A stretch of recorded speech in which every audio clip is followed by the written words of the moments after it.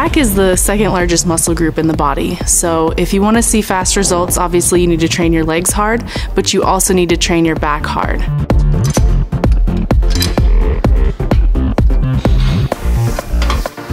It's a good source of power. It's going to help you also on leg day. It's going to help you be functionally fit. You know when you're training with Erin, it's going to be intense. Your cardiovascular system is going to be taxed.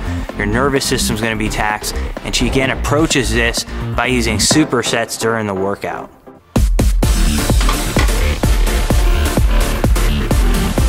Think about your goals before and during the workout. When you do that, it's a lot easier to maintain intensity because you know what you're going for. It's going to take hard work, it's going to take perseverance, but you can do it.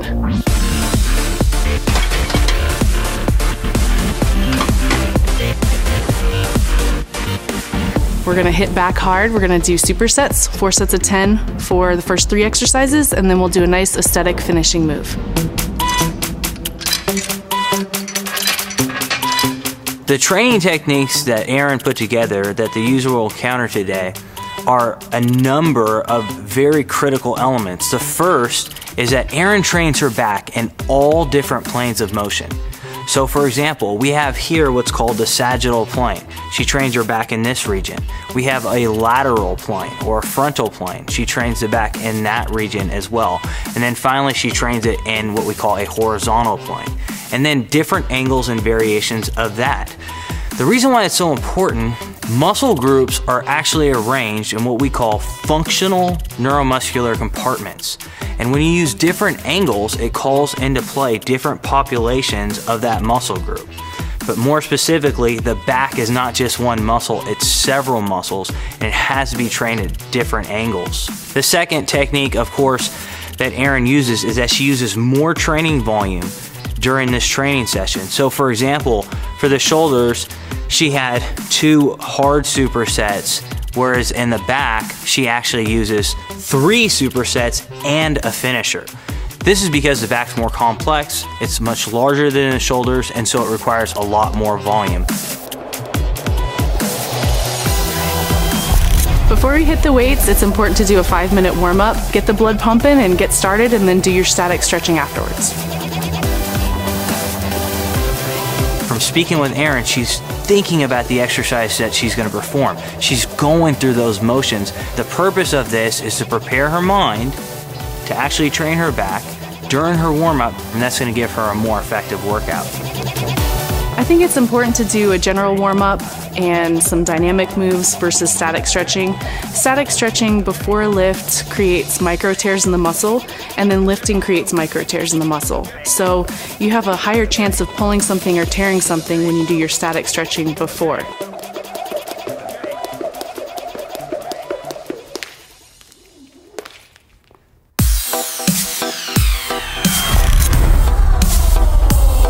We'll start the back workout with a superset of rows on the bench, followed by easy pullovers. We're going to do 4 sets of 10. It'll take about 45 seconds to a minute in between sets. For the rows, you want to make sure you keep your elbows close to your body, and rather than torque your shoulders, you want to keep your shoulders at a level plane. So you'll choose a weight that's challenging, but again, keep proper range of motion and proper form. Anytime that you're laying flat on a bench and the dumbbells are straight down, that actually targets directly the center back muscles. In fact, it lines Erin's arms directly up with the center back muscles. Remember, those are the rhomboids as well as the center traps. So what are their job? Their job, again, is to retract the scapula and to be performed in this rowing motion.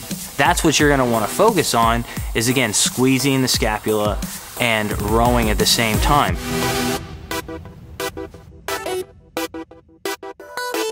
And then for the pullovers, you just want to keep your back nice and flat, keep your elbows slightly bent and close to your body, and keep your abs tight. The pullovers are perfect because remember, what do the lower lats do? They extend the arm backwards. So the pullovers are working, again, in this sagittal plane, and they're moving the arms backwards.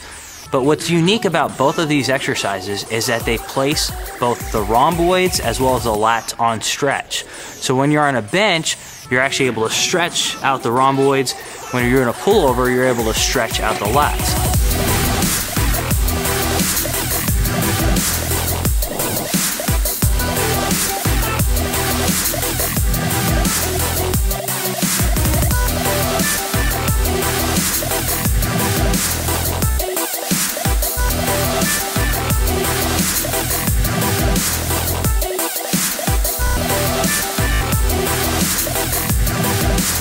As with all of the other exercises, it's very important to time your rest.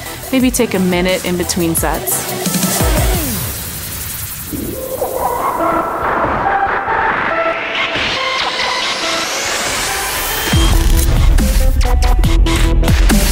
The next two exercises that we'll be doing are rows on the incline bench with dumbbells and close grip lat pull downs. We'll be doing 4 sets of 10.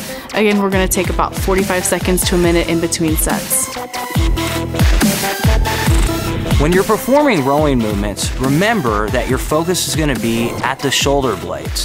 When you're performing the movement, you don't want to move it at the arms. This is not working the biceps. You're particularly focusing on the back itself. So your first movement should be to retract your scapula. That means you're initiating the rhomboids as well as the center traps first, and that has to be your priority. For close grip, you want to stay upright. You don't want to lean back too much and focus on using your lats.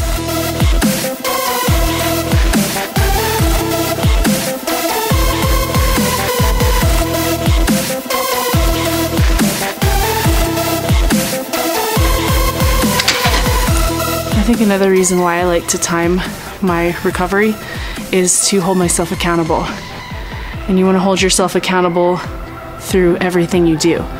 Workouts, meals, supplementation. It's all about making sure everything is done at 100%.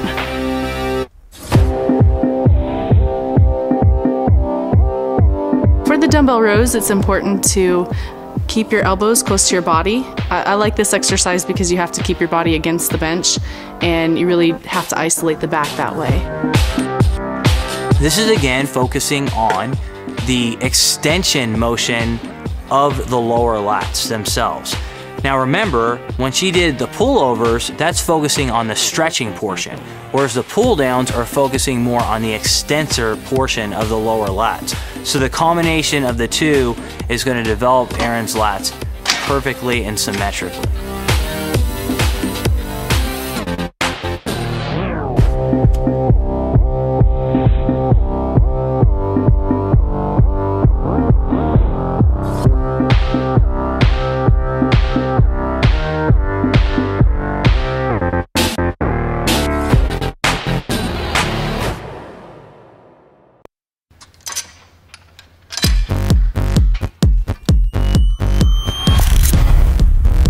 The next two exercises that we'll be doing are wide grip lat pull down followed by face pulls. 4 sets of 10, again 45 seconds to a minute in between sets. When we're actually talking about these wide grip lat pull downs, when you're doing this exercise, you want to focus in essence on pulling your elbows in towards your body as opposed to working here or as opposed to rocking back and forth. I like supersets for back because you're going to feel a constant burn. The lactic acid after the first couple of exercises is going to be there, and just push through it and keep lifting heavy. We talk about the high cable rows. That is perfect for tying in the rear delts to the upper middle back. And that is a very dramatic appearance when you're on stage, and again sets off the beginning of that sort of V taper.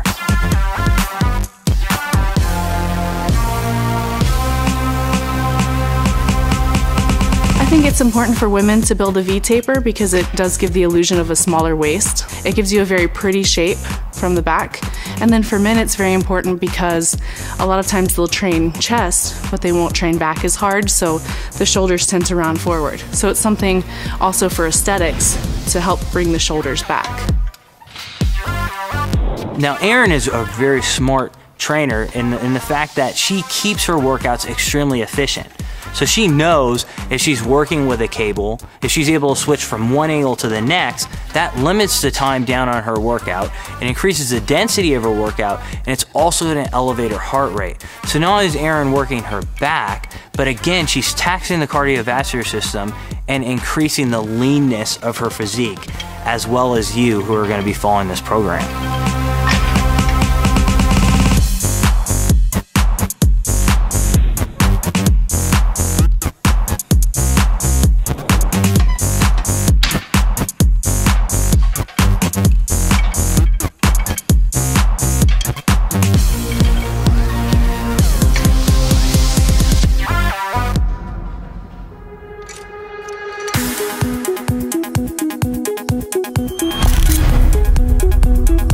last exercise that we'll be doing are single arm cable pull downs, and just 3 sets of 8, but I really want you to focus on pulling with your lats and pulling both sides evenly. I like to do unilateral training, especially at the end, because it works on the aesthetics. A lot of times you'll have a dominant side and a non-dominant side, which are not the same size, so it's important to work them evenly to build them up to be the same size. So now Erin is getting ready to finish off her back with a unilateral movement. So that means when you're actually training the body with one limb at a time. Now this is very important because think about how do we move in everyday life? We're not swinging our arms up when we're walking, we're actually using them unilaterally. Same thing with our feet. So it's important to incorporate unilateral movements. Since this is a finishing move, it's not going to be as intense. I want you to really focus on using proper range of motion again, holding it at the bottom a little bit longer.